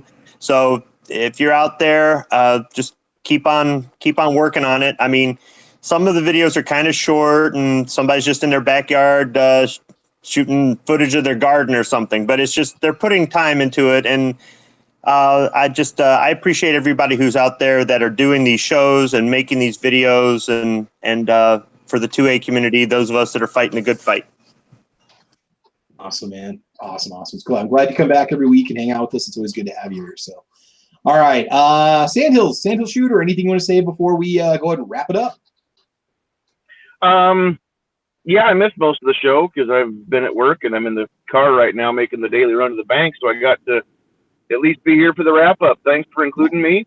And like I said at the beginning, anybody can find me on YouTube or gun channels or guntube.org or Patreon or just about anywhere. Look for Sandhill Shooter. Find some of those cool videos. There's some really, really good ones. If you go back a ways, like back to the Tulsa trip, there's not a lot of views on those, and you want to see some classic comedy, go back and find the videos from Travis and me driving home, and just go check that out. Oh yeah, Tulsa was definitely Tulsa was epic. The memories. Oh my God. Yes, it was. It was epic. It was good. All right, man. So thanks for joining us again. And again, if Sandhills, in case you guys are joining in late, Sandhills was with us in the first part of the chat when we were talking about the coach and the guns and Nebraska football and stuff like that. It was all an interesting little chat. So Vanessa Kitty made a comment saying Nebraska has a football team or something like that. I don't know what she said. She goes cattle, but not football. It's like, no, really. First football and then beef. That's the order of importance in this state. So, well, don't you guys also have cornfields too? No, lots of them. Yeah, soybean, corn, millet, hay, wheat, whatever you want. It's there. Prairie. Yeah. We give that corn-fed beef is what we feed our football players. Yeah. There you go. It's all done in-house. Everything's from the state that way. We don't grow vegetables for our people. We grow vegetables and corn and such for our cattle. That's who eats all the gun. There you go. Do you have a tree though? A state tree? No, just a tree in the state. Is there any trees? Oh, of course, there's lots of them. Actually, when you There's go, there's one over there by the river. Yeah, tree down by the river. And then there's one down the street and to the right from Travis's house. If you get off Interstate 80 and go any part north or south, you get a lot more trees and more geography. It's not so flat. Once you get 15, 20 miles north at Interstate 80, it really starts to turn into hills, and we've got forests and state parks and woodlands and stuff. There's a lot of woodlands planted along creeks and rivers and stuff like that too. So yes, we have trees. We have firewood. We got electricity last week. In fact, I put a hitching pole out front of the house to put my horse on. So it's not like Kansas. I drove through Kansas once and saw the tree. Oh, don't tell that to Gizzard Gary. Do not. That sounds more like Oklahoma. I've seen way more trees in Kansas than I have in Oklahoma. Yeah. No, this is true. Oklahoma's just like all river valleys, and that's it. You know, trees are overrated. You got to cut them back. They make leaves or needles. Exactly. Who needs shade, right? Unless it's bearing fruit, it really doesn't have a purpose. That Tulsa trip we took, was the first time I was ever in Oklahoma and there weren't any brush fires. Good point. Well, it's because it was snowing when we were there. It was raining. Yeah, it was snowing. It was freezing, man. There was snow on the ground, so it couldn't be any fires, Yeah. Oh, dang. All right. So Night Strike. Dang, AWAG, you weren't kidding. This channel has no videos. Ouch. Yep. Sorry. He's going black. I'm going dark. He's doing covert operations right now. AWAG, throw all that stuff up on GunTube. I'm telling you. I probably can't because if you're that material is on my old PC and I kind of wiped it. Whoops. Dude. So if you're gonna go black with your channel, AWAG, change your smiley face to just an all black icon. Nothing there, just black. Whenever you talk, whenever you talk, the whole screen will be nothing but black. or just change the colors and invert it. Yeah, there you go. The eyes are white, the mouth is white, but everything's black on his avatar. All right. So Night Strike, anything you want to plug before we go ahead and call? Anything you want to say? Yeah, if you guys out there are content creators on YouTube and getting fed up with YouTube, go to guntube.org, sign up for an account, upload a couple videos, and enjoy, firearms content on GunTube. There you go. Good stuff, man. Get over there, support, get over to guntube.org. Get to Gun Channels and then get over to GunTube, get yourself signed up, and you're good to go. Yep. All right. Jim, any final words of wisdom before we go? Anything you want to plug? Not really. Just stay informed, stay active. There you go. Good stuff. All right. And AWAG, what do we need to know? Well, you're in the rebuilding process now. So you're going to get over to guntube.org. You're going to start things. You have a fresh start, a way to start over again, right? It's like you just got out of multimedia prison and you're ready to begin becoming a contributing member to the Consumption Society. Yeah. Right? Just don't name your channel AWAG 1000. Name it like used to be AWAG 1000 or something. AWAG 1000 B 2.0. Or use the B emoji and just replace the letter A with that letter B emoji. The white with the red around it. It'll be BWAG. BWAG 1000. There you go. But in all seriousness, I'll probably end up putting what I'm going to be calling the Perfect PSL build series on GunTube and maybe Gun Channels. So stick around there if you want to see some of my content. So yeah, I kind of want to share this photo because I got new bullets and stuff in order to basically build the most accurate PSL I possibly can. So here it is, Gun Channel. You're not Gun Channels. You're Google Hangouts. My bad. Yeah. So I got a hold of Nosler's 210 grain. What is it? Their RDF bullets. So these things are extremely long. And they're very, very pointy, and I put a comparison up there for the bullet size, basically, with a 22 long rifle. So you can basically see how big this bullet is. It's fine. It'll work. It'll work. I'm sure it'll be fine. Now, just got to make sure the gun works when you get done building it. So, all right. So we'll be looking forward to seeing more content over on guntube.org. So that means the pressure's on now. You got to get out there, get some videos out there, have a good time. Sorry if I was a little quiet. Apparently, my headset was pointed in the wrong direction.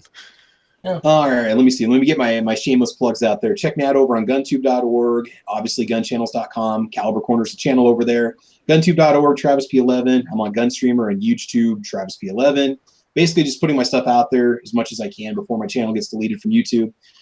You can also support the channel over on Spreadshirt. Get yourself an official Travis P11 coffee mug or any of the other 800 things that Spreadshirt will put your logo on. I make $1 from every sale of these items. I have this stuff priced as low as I possibly can so that you guys don't have to pay any more than is absolutely necessary. You got t-shirts, they got aprons, whatever you want, so we'll take care of you. Come join the Travi Collective. Come become one of us. But anyway, that's just my shameless plug. So guys, I want to thank you all for watching today. Again, we'll continue next week. Another episode of Caliber Corner. Can't wait to get to episode number 50. Should be a great week. Let's see. I'm trying to think what's going on. A lot more range trips coming up for you. A lot more cleaning vids coming for you too. I'll just keep producing the content I always do. So thanks for joining us today. Again, this has been Caliber Corner episode number 48. If you missed it, go back and check it out. It's up there for you on YouTube, and it's also on gunchannels.com. So that's it, guys. Thanks for joining us. Y'all have a great weekend. Get your weekend started. Get out, go do some shooting. Take somebody with you to the range. Have fun. Be safe. We're going to see you soon. And we will talk to you guys later. Bye-bye. Shout out, Bye, Alicia. Bye, Alicia. Bye, So Felicia. anyway, I was going to continue talking about another topic because we're still live. No, I just want to catch you guys before I cut you off. So anyway, all right, y'all have a good one. Take care. We'll talk to you later. Shout out, infringed. Adios, Felicia.